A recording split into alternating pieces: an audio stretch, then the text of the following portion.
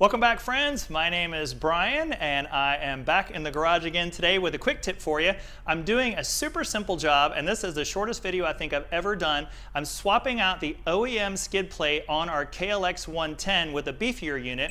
And my bike is a 2007, so I just want to mention that I'm not 100% sure about the variations between skid plates on the various model years, but this is such an easy job that I really don't think it's going to be that much different or that much more complex if your bike happens to have some small variations. So not going to be too much different, I think, from one bike year to the other.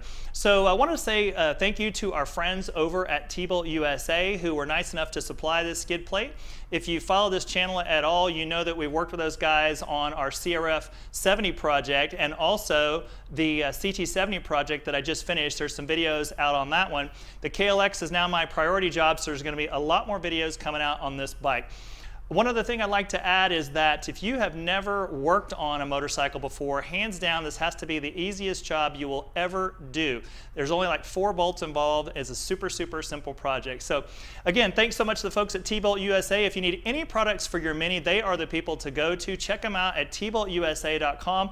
Everything that you could possibly need for your Mini, those are the guys to go to. So I guess that's about it. Let's pick up our wrenches and go to work. There are only 4 fasteners to this entire job. First, loosen and remove the forwardmost foot peg crossmember bolts. Those are the 2 that are pretty obviously bolted to the skid plate.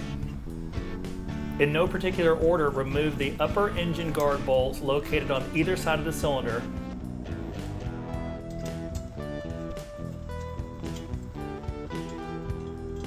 Then remove the original engine guard. All right, now on to the installation. The skid plate does not come with fasteners, so you may have to source your own bolts for that. The bolts I'm using are a little longer than needed. A 6x10 would probably be about right.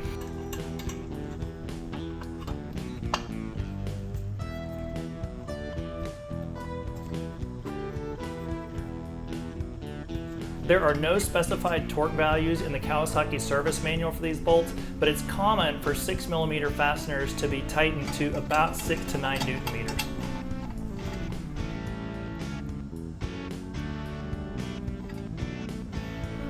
Now onto the bolts at the foot peg crossmember.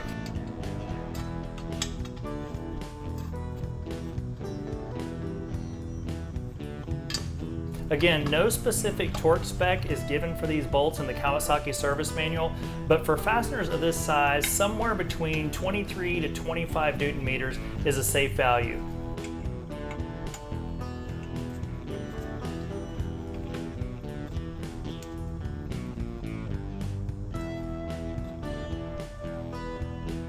And that's it, ready to send it.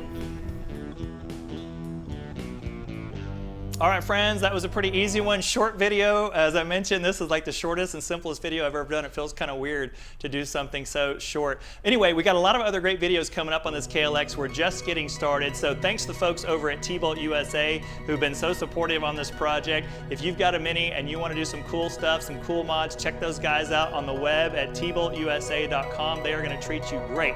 In the meantime, make sure to get out and have fun in your garage.